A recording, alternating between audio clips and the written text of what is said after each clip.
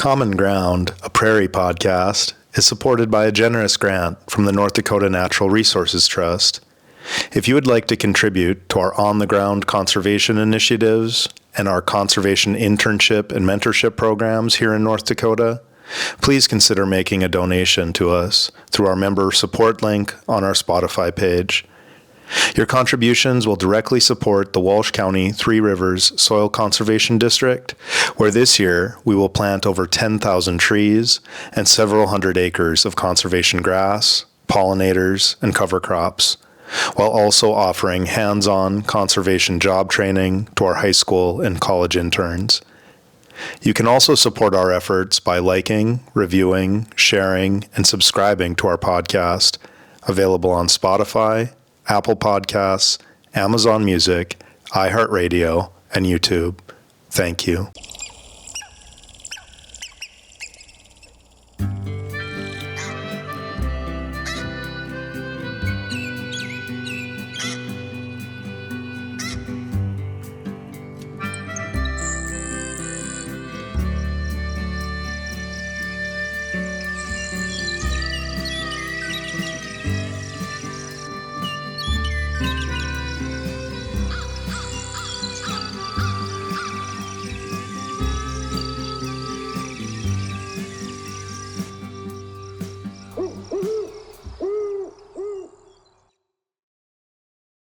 Welcome to Common Ground, a Prairie Podcast.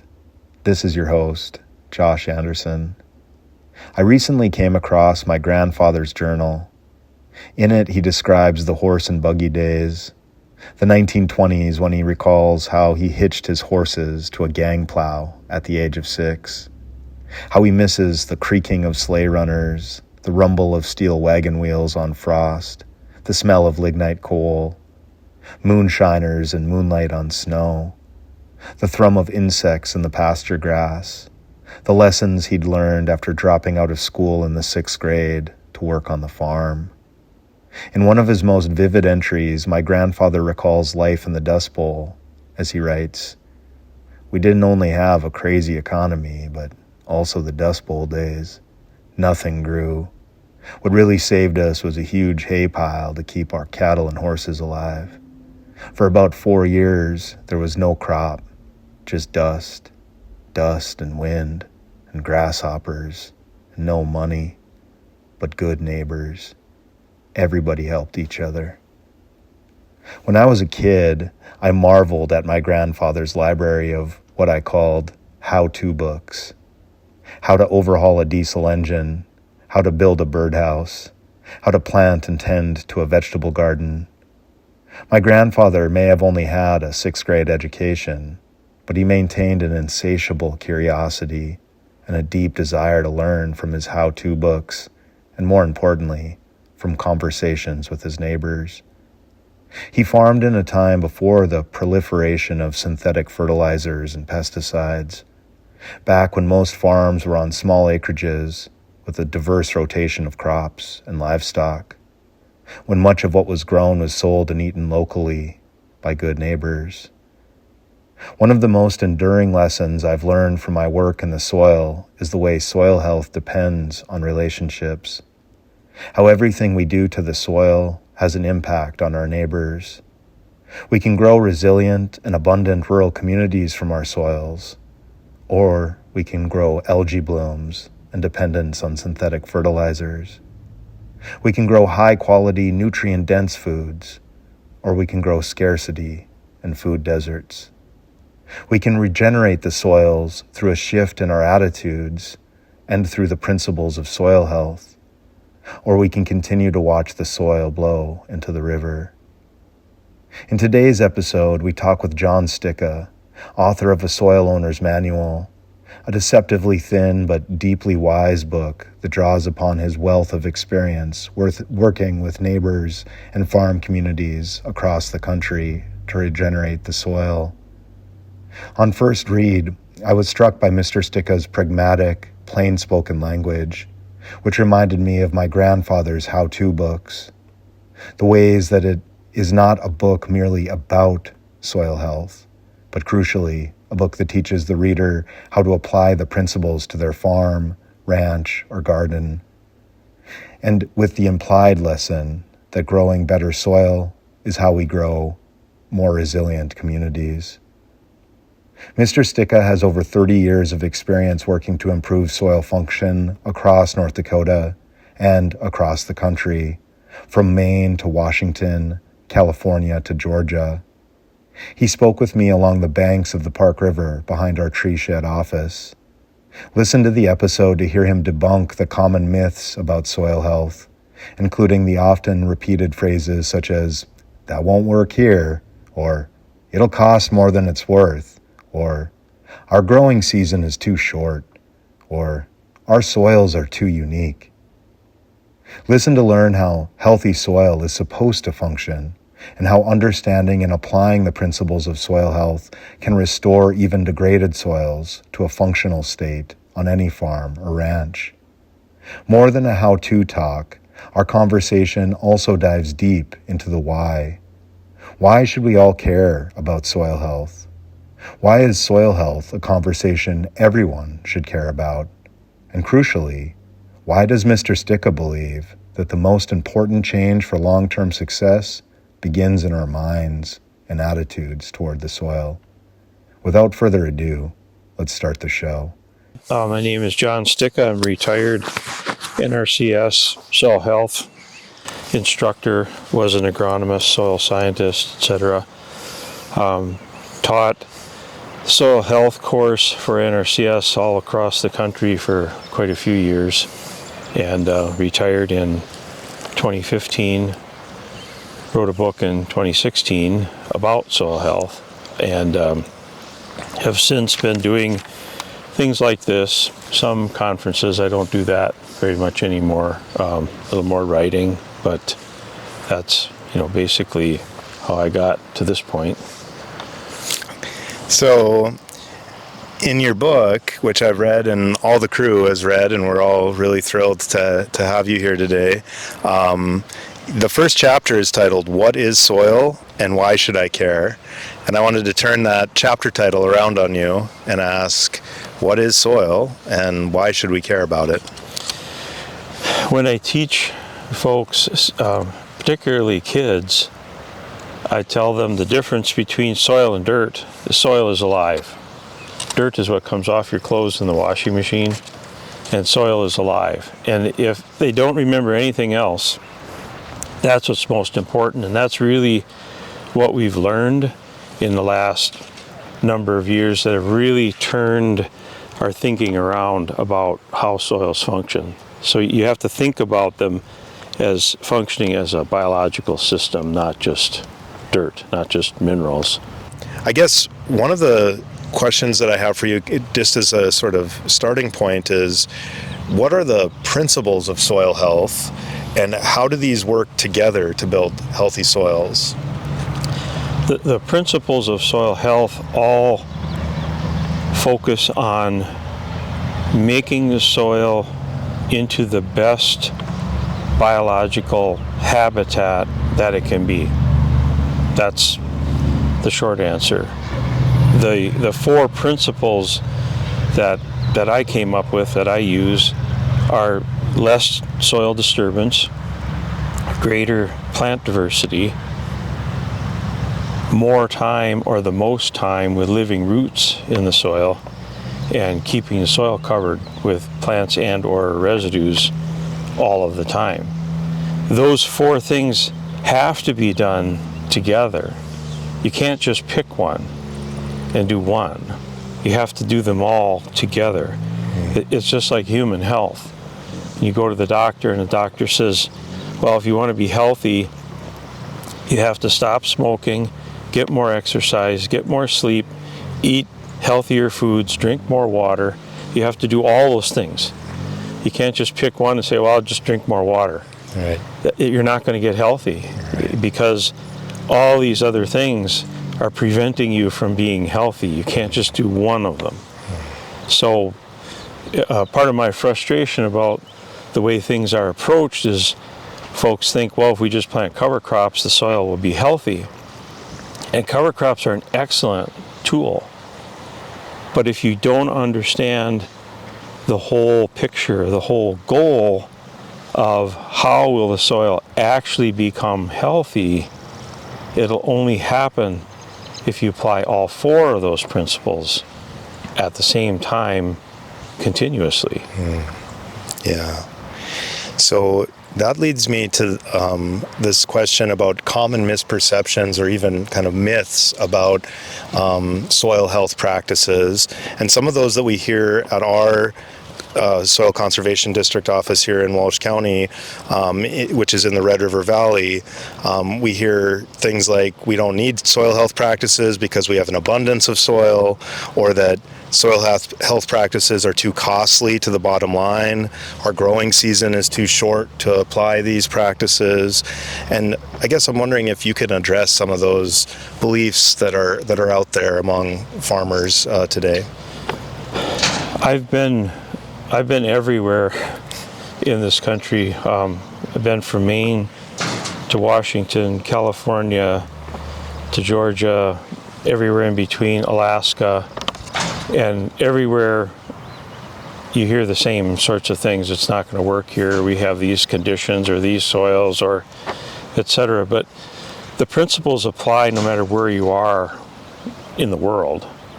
And the principles are based on how the soil functioned to be the soil that we have today, or the soil that was here the first time the prairie sod was plowed up. Those four principles were at play for thousands of years until we showed up and plowed the prairie and basically applied the opposite of those four principles and degraded the soils. And it's not to point the finger at that generation or past generations. They didn't know any better. They were using the technology they had of their day, the advice that they had of the day, what they were capable of, and they didn't question that that's what you needed to do, and didn't realize that that was causing the soil to become degraded. So all the degradation and all of our agricultural soils have been degraded. So all of this happened not out of malice, but out of ignorance. Well, ignorance we can cure. We can educate people, help them understand this is how the soil really functions, and we can restore what's been lost and be profitable at the same time.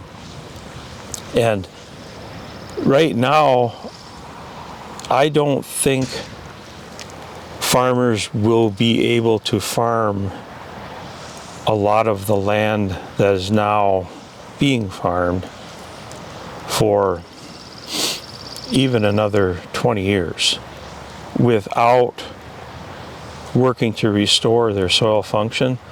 Not because we're going to run out of soil or run out of what we would call soil, or however you want to define it, but input costs.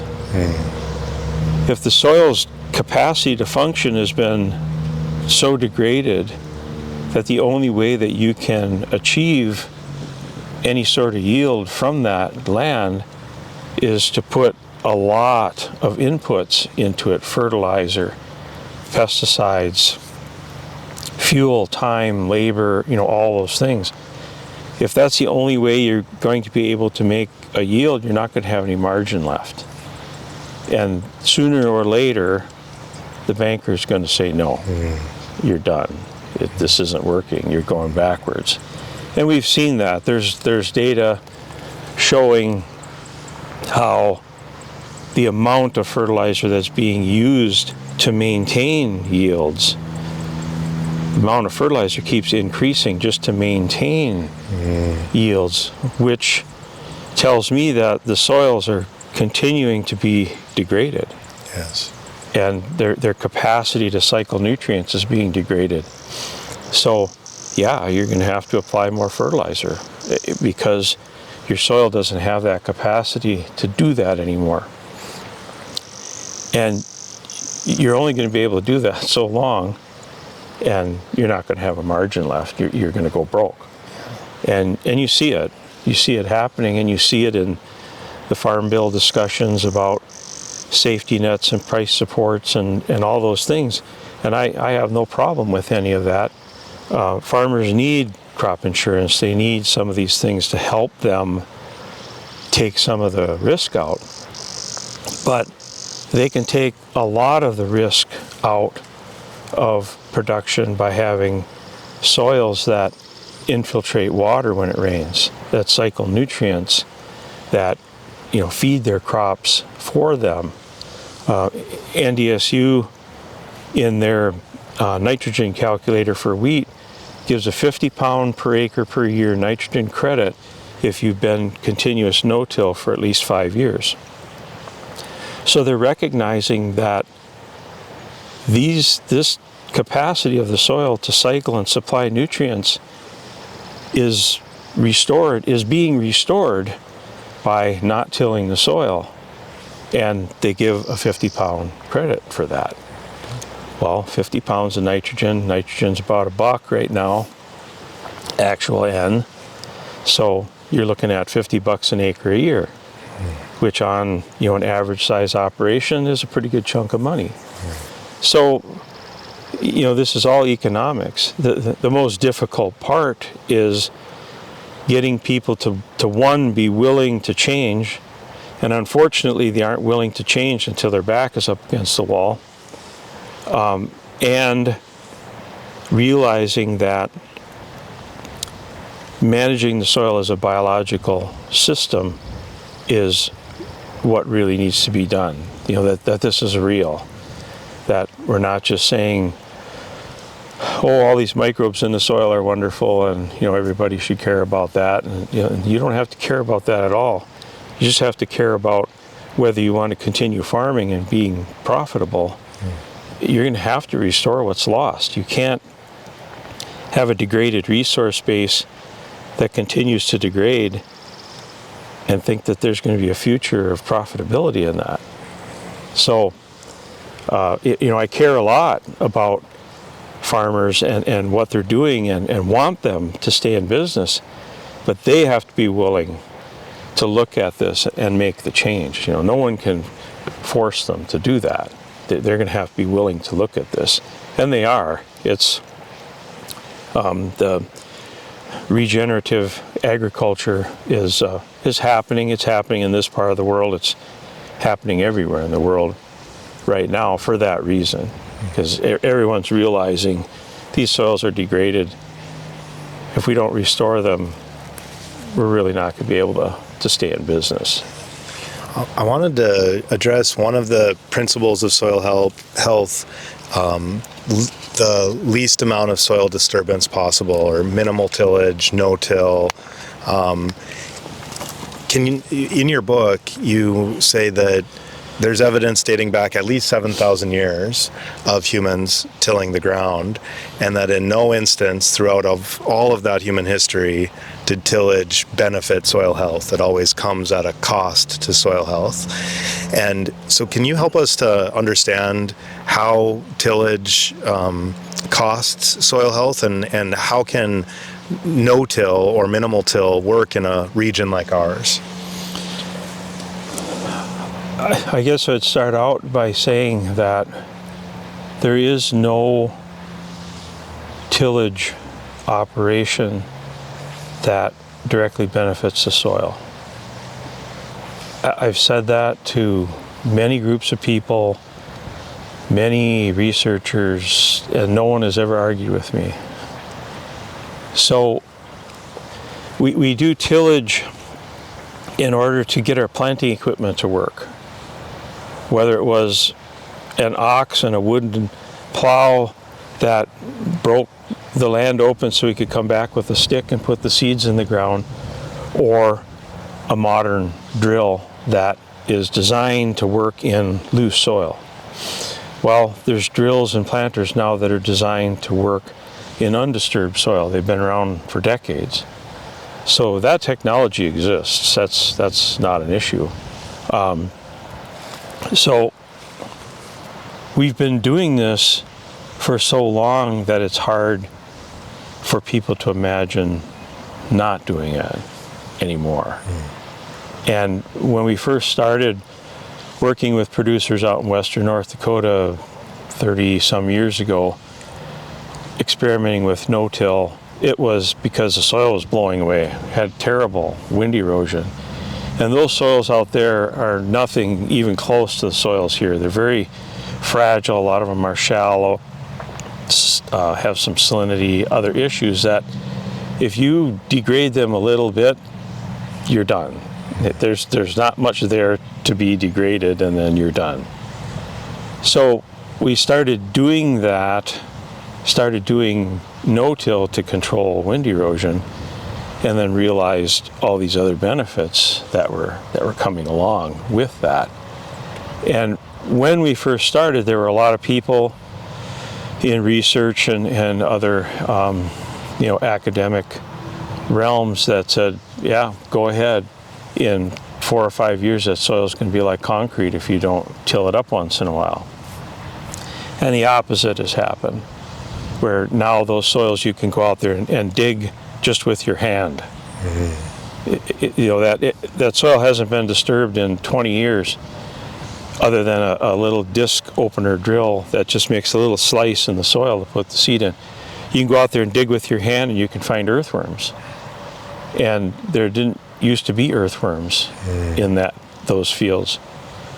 When I was a soil scientist back in the early 80s in Illinois, arguably some of the best cropland in the world, I was out digging holes, making soil maps. I never saw an earthworm. I never saw an earthworm. And it wasn't until later I thought, how can there not be earthworms there? It's because that soil was so disturbed all the time that there were no earthworms in it. And the same thing was true here, where we didn't see earthworms. It was pretty rare. Now, on a lot of fields that have not been tilled for many years, it's easy. You can go out anywhere and just dig, and you'll find at least a couple of earthworms. So that whole tillage thing is, you have to look at the whole system. You can't just go get a no-till drill or planter, start using it, and not change anything else that you do. Because you're changing the way that soil is functioning now, and you need to change the rest of what you're doing to fit that, to match that. And here it's, well, we have to till it to get it to dry out. Well, you can make the soil bare without ever tilling it. You can do that with carbon nitrogen ratios in your crop rotation, your cover crops. So anyway, the whole tillage thing is a mindset. It's something we have to get past. And if you think that no-till won't work here, I'll guarantee you that it won't work. If you think it will, I'll guarantee you that it will. So it's all in people's head of, I want to improve my soil health, and I'm going to use no tillage because that's critical to making that happen and figuring out how to make it happen. There were very few, almost no soybeans in this part of the world 10 years ago. Now there's more soybeans in North Dakota than there is wheat. So producers wanted to grow soybeans, and they figured out how. So they can desire to have functioning soil that'll reduce their input costs enough to figure it out and make it work. Because every farmer has everywhere. The farmers in Manitoba have. There was a zero-till association that I was part of years ago. So there's a lot of no-tillage in Manitoba. There's everything west of Bismarck, a lot in South Dakota. So you can't be surrounded by it and say it won't work. It's just, you just haven't decided that you want to figure out how to make it work here. So yeah, it's very doable, but you have to understand how all of these things work, which are some new things to think about. Carbon-nitrogen ratios, crop rotations, cover crops, methods of planting. These are all new things that you have to understand and put them all together to make that work. So yeah, it's a lot of change, and change is scary. Yeah. I get that, but like I said, I think a lot of producers are going to have to do it if they're going to stay in business. One of the farmers that I interviewed for this podcast, his name is Steve Inger. He's out of Hatton, and he said the thing that changed his mind from a lot of the production agriculture mindset that you're describing to doing a lot of the things for the benefit of soil health is he saw a rainfall simulator, and he saw the way that water filtration worked in different kinds of practices.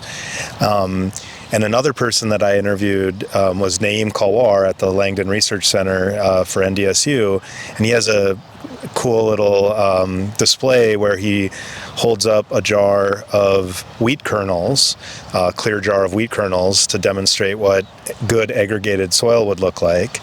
And then on the opposite end, he shows wheat flour and what happens to soil over time when it's degraded. Maybe it's sodic, maybe it's been just pulverized by too much tillage, whatever the case may be, gets turned into something more akin to wheat flour. And at the end of his demonstration, he always asks, can you turn wheat flour back into the wheat kernel? And we don't have that technology to turn wheat flour back into wheat kernel, but there's something pretty remarkable about soil, right? That soil, if given the chance, can recover these kinds of qualities, go from being degraded to getting back that aggregation, going from not filtering water to being able to have water filtration. But as you're describing it, it's not you can't just do one thing. We have to try to get people to think of it as doing all of these steps, all of these principles, incorporating all of them, right? Right. They have to understand that the goal is to make the soil into the best microbial habitat possible. Just that. Just think about that. How can I make that happen? Because if I make that happen, they will make new soil aggregates. They will cycle nutrients. They will connect with the plants and feed them. They will do all the things that a fully functioning soil is supposed to do. So just make this the best place for that microbial habitat. Do that all the time, as much as you can, and you'll get there. It might take 3 years, it might take 5 years, and you'll see where you'll get to this tipping point where this biology is building up. It's trying to get to the point where it can start to run the show again. And once it gets there, and usually that's year 3, 4 or so, then you'll see this start to turn and start to really take off, and nutrients will start to cycle, and you'll see the stable aggregates, and all these good things will start to happen, where you start getting the payoff, where the biology finally had enough time to build up and be able to take over and do what it's supposed to be doing again. So in keeping with that, trying to make soil the best microbiology habitat possible, that takes a shift in thinking away from thinking of soil as dirt, which I don't think a lot of farmers think that way, but a lot of common folks that think that way, that it's just inert matter. But it's really the meeting point between lots and lots and lots of microbial life and dead and decomposing matter. And I guess, how do we create the best habitat for microbes? Can you speak a little bit about the importance of living roots as long as possible, and the multi-species approach, and why different species are important to making a good ecosystem for microbial life? The living roots are the conduit that takes the energy that's shining on us right now, making us warm, that take that energy and move it into the soil ecosystem, the soil economy, so to speak. That's the soil is solar powered, and it's only solar powered depending on how much of the time there are green plants doing photosynthesis in that soil.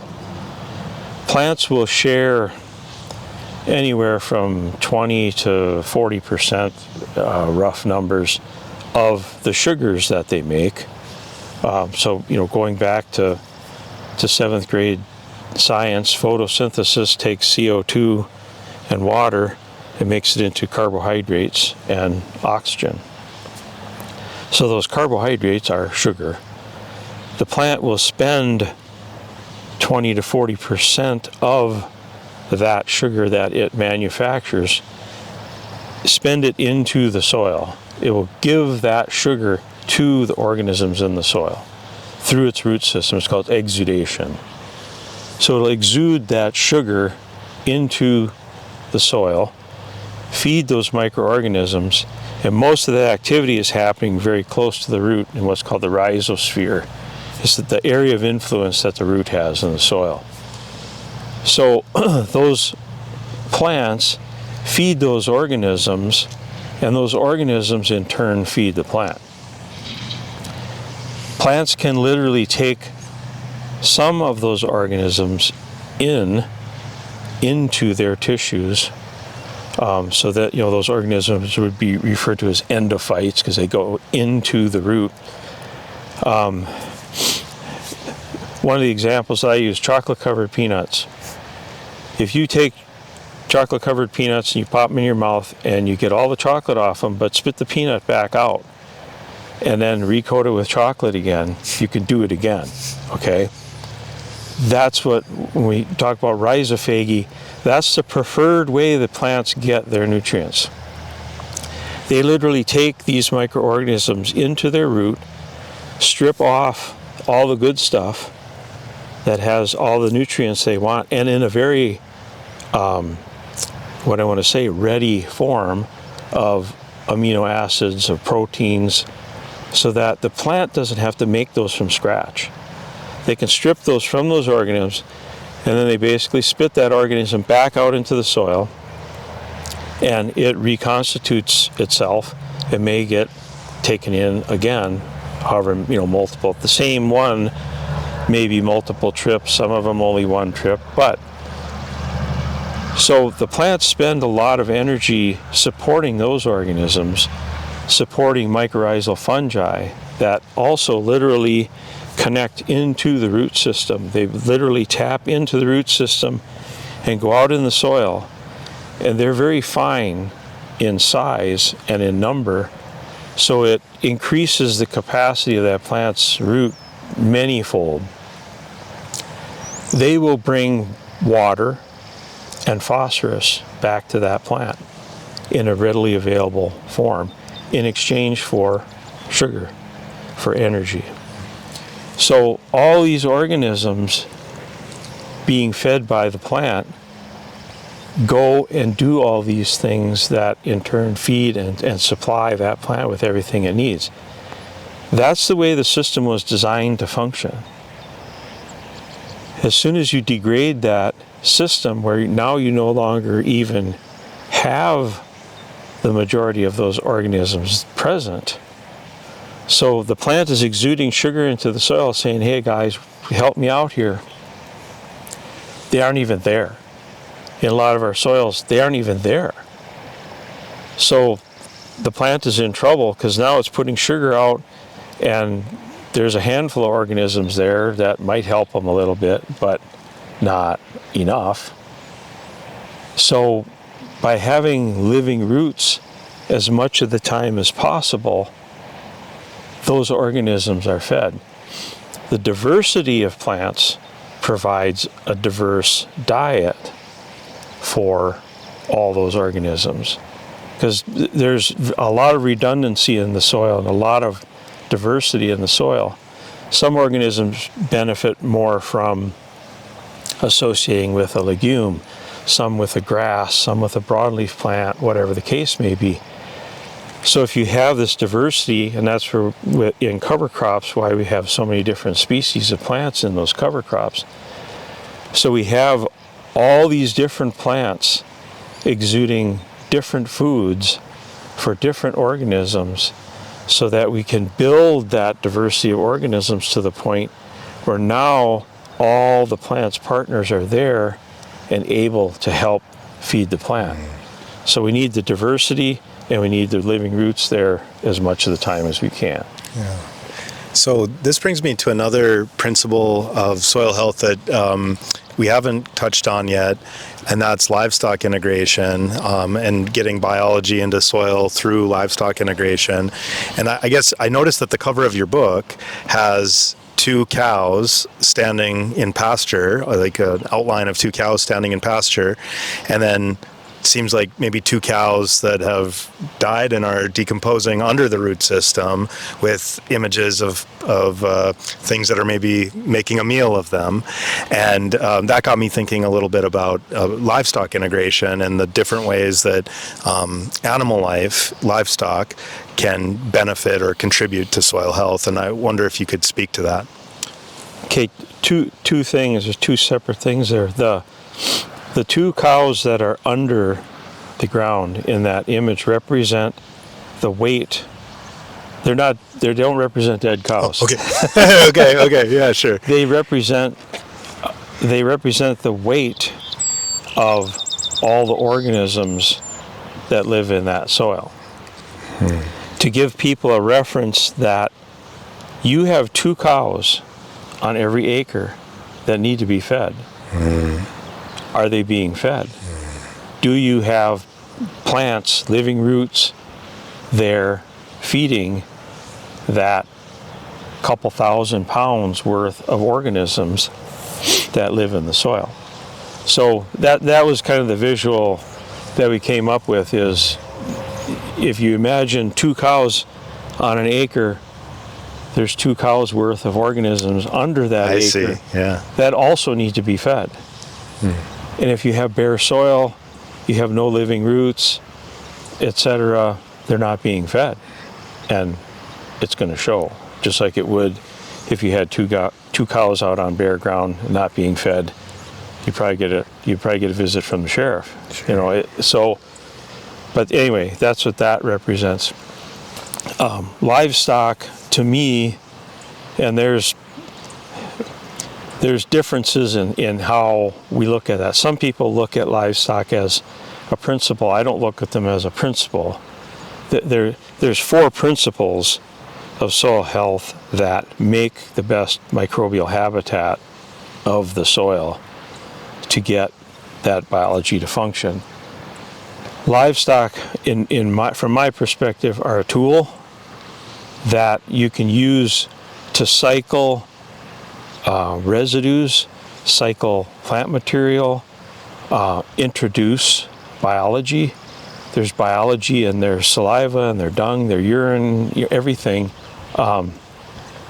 So they can be a vector of biology that gets moved around and introduced in the soil.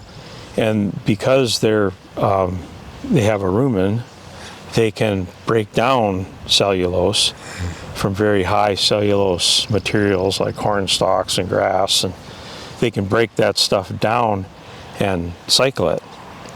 So they're a very good tool, and anything you can do with cows that you don't have to do with a diesel-powered tractor, in my thinking, is a benefit. It's going to save you money. Put them to work, have them do those things so that you don't have to buy and burn diesel fuel to do it. So that's how I look at integrating livestock. Yeah, they can be a tremendous tool if you use them properly, use them in the right context. And it's interesting because my reading of it was that they were representing dead cows under the surface, and maybe that's because I recently was speaking with Mary Keena of the Carrington Research Center, and she specializes in manure management and livestock or dead stock composting. And on her website, she says, if it stinks or it's dead, I'm probably your gal, you know. So I guess I've been thinking a lot more about the role that livestock can play. But that also makes sense. I remember reading that in your book, that for every acre of living soil that we have, there's the equivalent of 2 cows worth of weight of microbial life in every acre. And that's kind of an astounding amount of weight to think about when you're weighing these microscopic things. Right? And if you take a lump of soil the size of a quarter, not even the size of a golf ball, and if you could count all the organisms, this is healthy, functioning soil, if you could count all the organisms in that smaller than a golf ball piece of soil, they would outnumber the people on Earth right now. So there's in excess of 7 billion. So if there's 7 billion in that much soil, how many of them are there in an acre? I can't wrap my mind around that. But the point is that they are controlling what's going on out there. This is a biological system. That's the way it was designed to function. You can't go and argue with a diesel mechanic and say, I'm going to put gasoline in the tank. I'm not going to put diesel fuel in the tank. The mechanic's going to say, go ahead, just don't call me. Right. So we're managing the soil in a way that it was not designed to function. And then we're wondering, why isn't this working? Why is this degrading? Why is this not functioning? In some ways, it sounds like some of our best teachers for learning how to produce soil health are the plants themselves, learning from the plants and how they process sunlight and turn it into micronutrients for microbiology, and that we really can learn a lot from the plants themselves and how to produce healthy soil. Today, many farmers, agronomists, and conservation organizations seem to treat soil erosion as the primary problem in agriculture. But in your book, you argue that erosion is a symptom of dysfunctional soil. Can you help our listeners understand the distinction? Working for the Soil Conservation Service, then became the Natural Resources Conservation Service, that was always a big focus, was erosion control, whether we were doing contour farming or engineering practices, whatever the case was, everybody looked at erosion as the problem. And I started thinking about that's not a very hopeful message for me to go to a producer and say, I can slow your demise. All we can do is slow down the degradation of your soil. We don't know how to stop it. We don't know how to fix it. We can just lessen it. We can reduce the rate that the soil is being degraded. And I thought, for one thing, that's not a very hopeful message that people are going to get on board with. And then started looking at some older literature, some new literature, some new research, and got involved with, at that time, was called soil quality, which was looking at how well is the soil functioning, and that definition, or title I should say, has since shifted to soil health, which I think is a better descriptor of how well is the soil functioning. Just like our health, we go to the doctor, how well are you functioning today? And if not, what's going on? What needs to be fixed? What needs to be addressed? So the whole idea of erosion being the problem was something that I questioned and realized that what you have to do is keep asking why. So I see erosion, soil erosion, whether it's from wind or water, and in particular where I was working, it was a lot of sloping land. So why? Why is the soil leaving the field? And people would say, well, you know, we got a hard rain, or whatever the case was, and that's why. And I was, well, no, that can't be why. And so I asked why enough times, and why is the soil leaving the field? Because the water's not infiltrating the soil. It's running off. Well, why isn't it infiltrating the soil? Because there's no stable soil aggregates and no residue at the surface to allow that water to infiltrate into the soil. Well, why isn't there any cover on the soil, and why are there no stable aggregates? And it's because we've done tillage for a long period of time that's degraded those aggregates to the point where they're no longer stable. Every time it rains, you come back, and where there might have been aggregates, there's now a crust. Those are dead, disintegrated aggregates. Well, once that happens, once a crust forms on the soil, the next time it rains, the water can't infiltrate again. It runs off. So then we need to till that and loosen it up and open it up. Well, 10 minutes after the rain starts, everything collapsed and sealed off again. And so it's a never-ending cycle. But so that's why erosion is not a problem. It's a symptom of soil that has collapsed, has lost its ability to function by infiltrating water into the soil. And soil that's being blown away, well, there should be cover on the soil. You know, nature just cannot abide bare soil. If you made some bare soil right here, right now, and you came back 2 or 3 weeks later, it would not be bare soil. There would be something growing on there. Something, you know, nature would try and cover it back up again. So both of those concepts of erosion are the result of dysfunctional soil from the way that soil was being managed.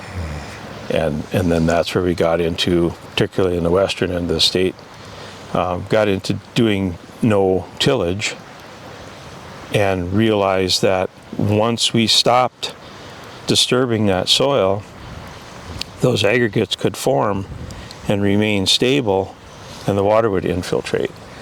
And now there's no erosion anymore. So it was problem solved. You know, if that was the big deal, was erosion, then problem solved. There's no erosion anymore, and there isn't. You know, in a lot of western North Dakota, there isn't any. But we've gone beyond that and realized restoring the soil gives us all these other benefits, particularly nutrient cycling, that saves a lot of money. You don't have to care about the environment to be interested in restoring your soil health, because it's going to make you more profitable. It's just that simple.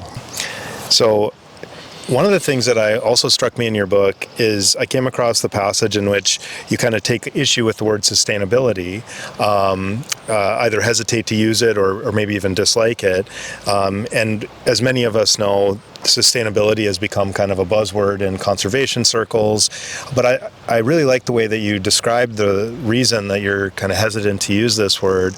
Could you explain that to our listeners? Why are you against sustainable? So, yeah, originally sustainability, and there's an organization in Minnesota that has sustainability in their name that was created some time ago. And that word was used to express the sustainability of continuing to farm, continuing to be productive.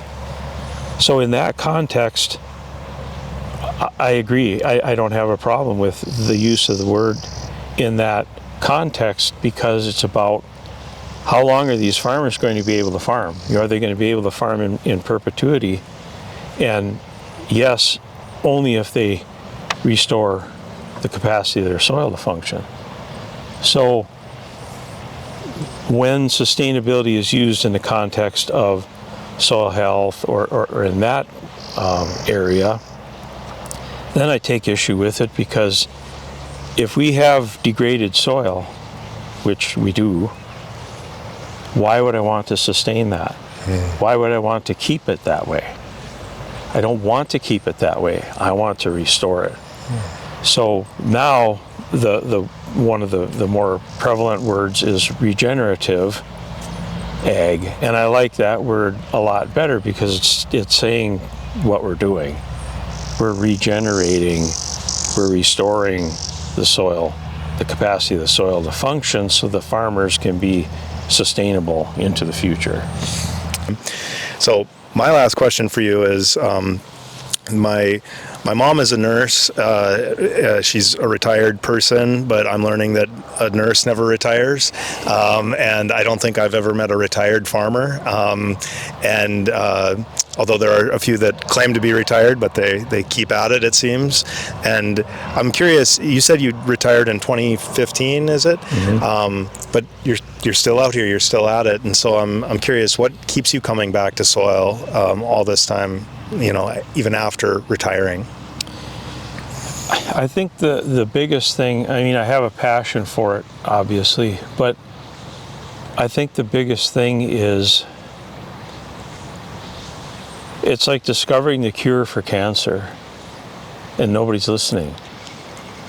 Okay, we figured out, finally, after 7,000 years, we figured out how the soil actually functions, how we can continue to farm and restore what's been lost, and then maintain that at a high level of function that makes people in agriculture, farmers in particular, profitable and able to continue to farm and do it in a way that they can say, I'm restoring, I'm improving my land, I'm making the water quality improve because I'm improving my soil and how it functions.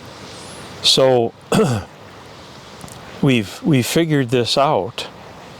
There's a group of us that have figured this out. Here's the answer.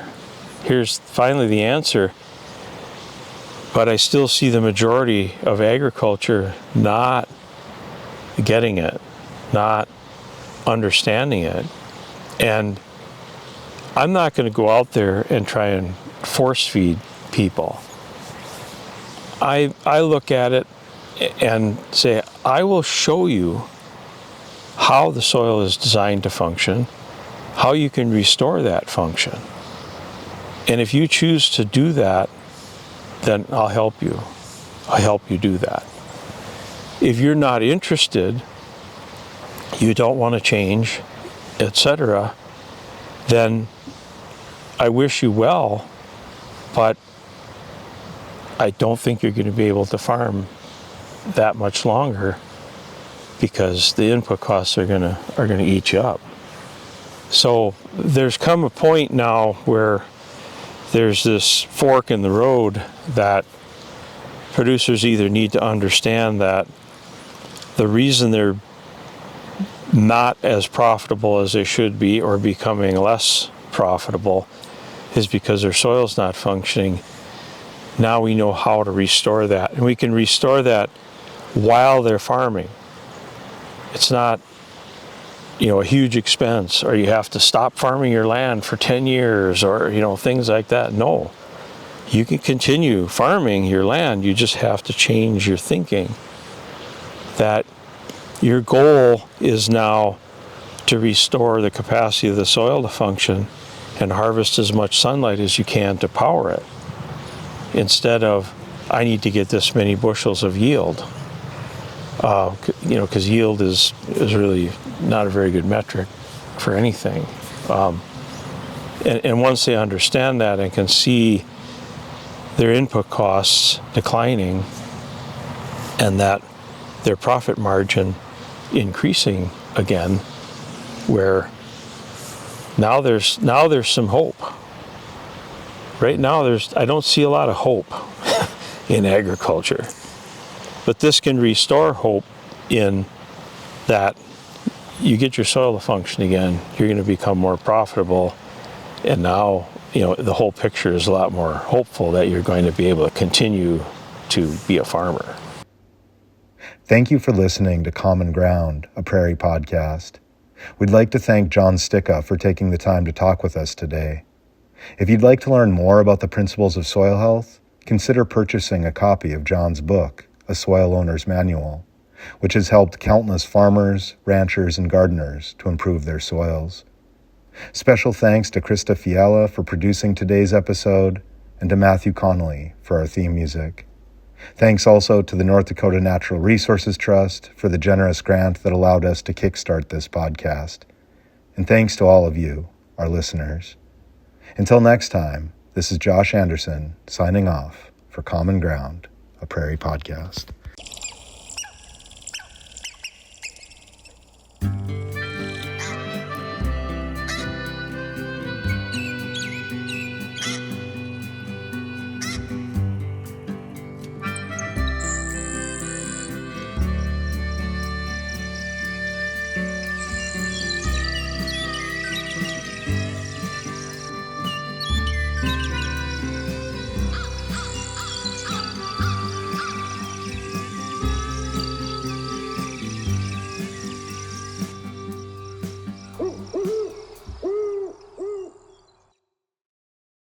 Common Ground, a Prairie Podcast, is supported by a generous grant from the North Dakota Natural Resources Trust. If you would like to contribute to our on-the-ground conservation initiatives and our conservation internship and mentorship programs here in North Dakota, please consider making a donation to us through our member support link on our Spotify page. Your contributions will directly support the Walsh County Three Rivers Soil Conservation District, where this year we will plant over 10,000 trees and several hundred acres of conservation grass, pollinators, and cover crops, while also offering hands-on conservation job training to our high school and college interns. You can also support our efforts by liking, reviewing, sharing, and subscribing to our podcast, available on Spotify, Apple Podcasts, Amazon Music, iHeartRadio, and YouTube. Thank you.